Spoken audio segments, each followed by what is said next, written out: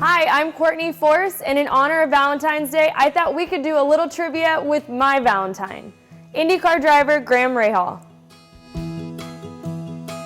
We met at the end of the 2013 NHRA season. My dad and I went out to his Fontana race and watched him race in his IndyCar, and we went out to dinner that night, which of course with Dad talking, we actually didn't go on our first official date until 1 o'clock in the morning. Well, as you guys know, there's always two sides to every story. And the true story is that we met because Courtney wrote me a message on Twitter one night asking me where's a good place to go out in Indy. And unfortunately I was busy that night, but I said to her, well, you know, if you get time, text me, here's my number. Well, about 5 seconds later, I got a text. And so that's where everything started, and this was the beginning of last year. And she invited me out to a race, and I came to Joliet. That was my first one, and that's where we first officially met. Yeah, she wanted to leave that Twitter part out, but that's kind of the best part of it all. Chocolates, that's easy. That was easy, I know. Well, she's not very mushy, so it better be a funny one. Somewhere down by the beach, because I love the water. I live in California, so anything down there, probably go out to dinner and, I don't know, just walk around down by the beach. Simple. My ideal guy would be somebody who is confident and is into cars. They have to be into cars, and they have to be understanding of my crazy lifestyle and supportive of what I do, because I love driving my funny car, and they have to understand that that's the most important thing to me.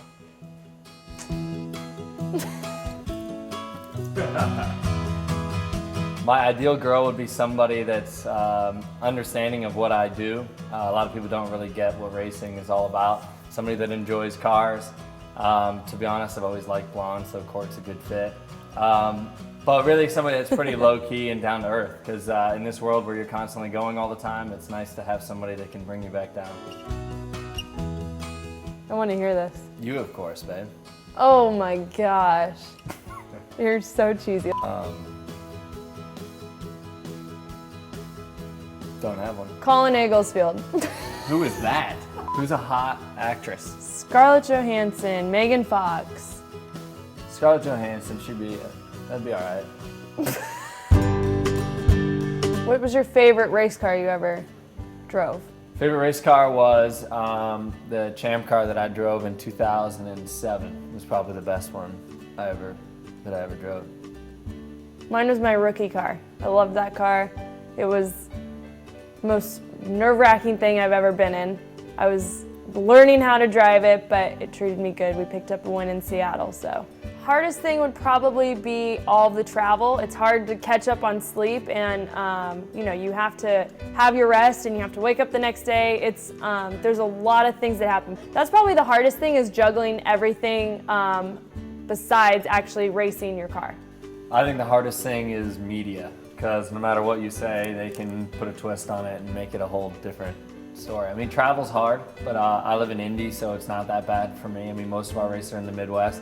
I think like the hardest thing is definitely making sure that you say the right things at the right time, all the time, because you just never know when it can be taken wrong.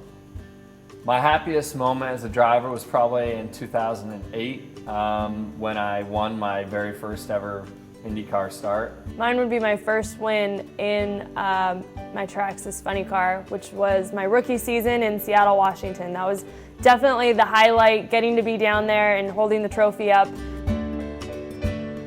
It's kind of funny because it's so similar that we both grew up in a place where our dads were kind of our heroes, but totally different sports. In IndyCar, or at the time it was called kart, I would say my favorite memories, of course, when the team won the Indy 500 in 2004. Probably my favorite moment that is kind of related to my dad would be Fontana, which was his last race ever in 1998. And it was, you know, the crowd was absolutely packed, and all the teams that were there made these glasses, because my dad has a big nose, so it had like a big nose with a mustache on the bottom of it, and these big rim glasses, because that's what my dad always wore. And they, you know, several thousand people lined pit road wearing these glasses, and the fans all signed his side pod. If you wanted to, you could sign the sides of the car, and we still have that car in our family collection, and it still has all the signatures. you know, as a kid, it was just exciting, you know, being in the tow truck with the crew guys, you know, running around the pit area, just learning about the car, watching them, you know, tear apart the motor and rebuild it. But heading down to pick up Dad after the win light came on and singing in the car with all the crew guys that "We Are the Champions," that, you know, that Mighty Duck song. That was like the coolest thing as a kid. We have very different stories. Oh, I forgot what I was talking about. You're so excited to spend Valentine's Day with me.